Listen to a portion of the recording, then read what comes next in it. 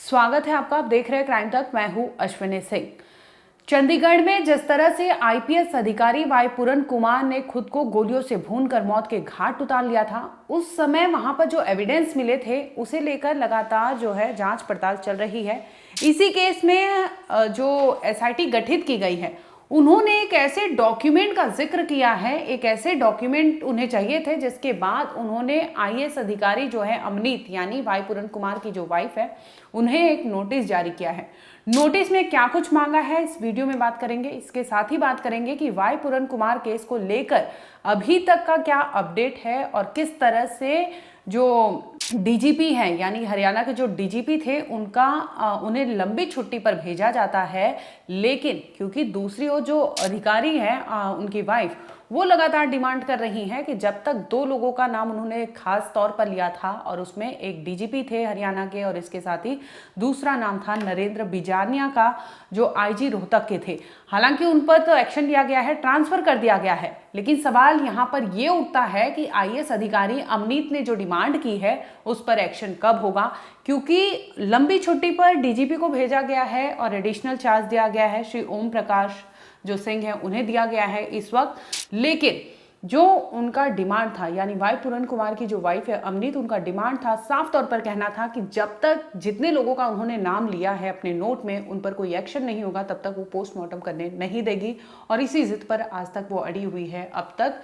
Wait कर रहे हैं यानी वाई पूरन कुमार की डेड बॉडी को वैसी ही रखी गई है मॉर्चरी में और उनका अभी तक पोस्टमार्टम नहीं किया गया है, सिर्फ और सिर्फ इसलिए कि एक दस्तखत उनकी वाइफ द्वारा नहीं किया गया है। और वो वाइफ अब अड़ी है कि जब तक कार्रवाई नहीं होगी, जब तक एक्शन नहीं लिया जाएगा, तब तक वो उन्हें पोस्टमार्टम पेपर पर साइन करेगी ही नहीं। इस वजह से आपको बता दें कि इस केस को लेकर लगातार पॉलिटिकल पार्टी जो है उनमें भी हलचल है। हाल ही में राहुल गांधी जो है कांग्रेस के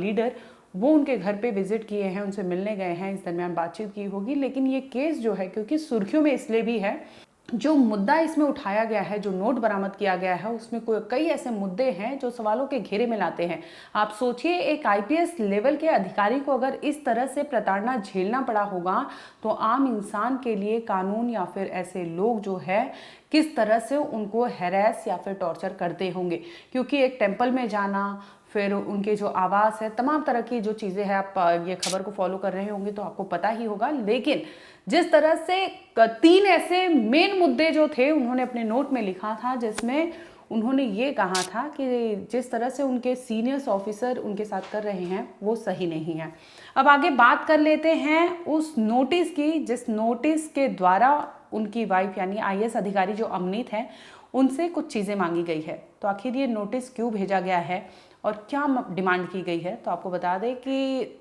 जो आईपीएस अधिकारी वाई पूरन कुमार थे, मरने के पहले उन्होंने जो नोट लिखा था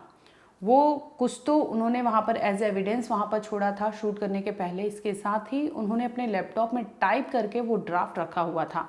और ये मेल भी किया हुआ था कुछ लोगों को, जिनमें उनके कलीग का भी नाम सामने आ रहा है। क्योंकि एसआईटी टीम गठित कर दी गई है और चंडीगढ़ और हरियाणा पुलिस मिलकर इसे तफ्तीश कर रही है, जिसमें पता लगाने की कोशिश की जा रही है कि क्या, क्योंकि मेल उन्होंने बाकायदा जिस टाइम पे भेजा है और किस किस को भेजा है और वो मेल जिसको रिसीव हुआ है वो कब पढ़ा है, कब अवेयर हुआ है। और इसके साथ ही क्योंकि उनकी वाइफ को भी ये तमाम अपडेट उन्होंने दिया था मरने के पहले, तो ये सब की जो है अब जांच हो रही है। फॉरेंसिक टीम जो है डिजिटल क्योंकि वेरिफिकेशन किया जाएगा और उसमें अब पता लगाने की कोशिश की जा रही है डिजिटल वे से कि आखिर इन्होंने अपने लैपटॉप में क्या कुछ लिखा है। तो नोटिस के जरिए इन्होंने उनकी वाइफ यानी आईएएस अधिकारी अमनीत से डिमांड की है कि जो वाई पूरन कुमार अपना लैपटॉप यूज़ करते थे कृपया करके वो हैंडओवर किया जाए। क्योंकि वाइफ का कहना है कि जब वो घर पर पहुंची थी तो उनके कपबोर्ड में उन्हें एक बैग में उनका लैपटॉप बरामद हुआ था और जब वो खोलती है तो उसमें वो लेटर जो उन्हें मेल किया गया था, जो उन्हें व्हाट्सएप किया गया था, जो मैसेज के जरिए गया था, उसका कच्चा ड्राफ्ट उसमें मिला हुआ था। इसीलिए अब एसआईटी टीम जो है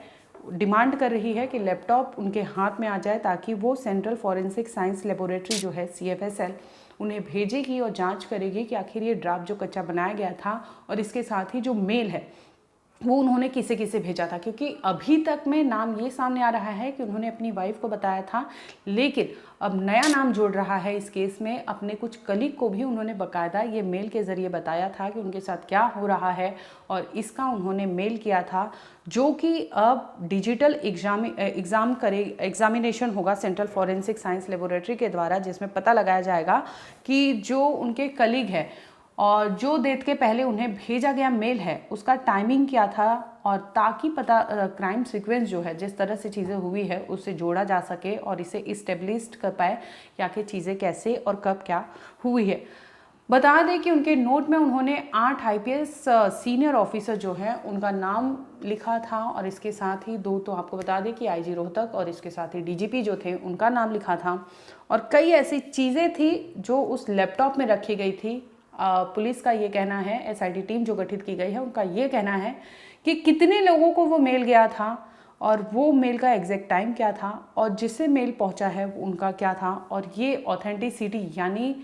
क्या ये मेल वाई पूरन कुमार ने ही भेजा था या फिर कहानी कुछ और है। इनडायरेक्टली आपको बता दें कि अब डिजिटल एग्जामिनेशन होगा इस केस को लेकर, और जो नोट उन्होंने भेजा है ओरिजिनल ड्राफ्ट जो उनके लैपटॉप में बरामद किया गया, वाइफ का ऐसा कहना था,